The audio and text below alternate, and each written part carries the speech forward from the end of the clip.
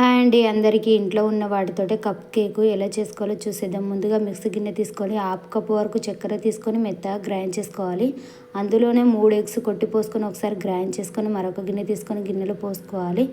ఇప్పుడు 1 కప్పు వరకు మైదా పిండి తీసుకొని జల్లించుకొని చిటికెడు ఉప్పు, half teaspoon baking soda, 3/4 cup వరకు ఆయిల్ వేసుకొని ఒకసారి మొత్తం కలుపుకోవాలి.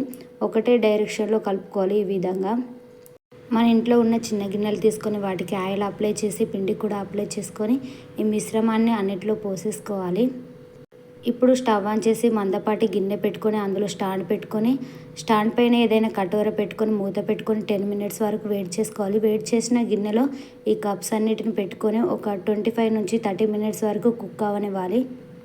30 మినిట్స్ తర్వాత మూత తీసి ఒక చాకుతోటి గుచ్చి చూసుకుంటే బేక్ అయినాయా లేదా అనేది తెలుస్తుంది. ఈ విధంగా చేసుకుంటే సింపుల్గా ఉంటుంది, చాలా బాగుంటుంది, స్పాంజ్ లాగా వస్తుంది. మీరు కూడా ఒకసారి ట్రై చేయండి ఫ్రెండ్స్.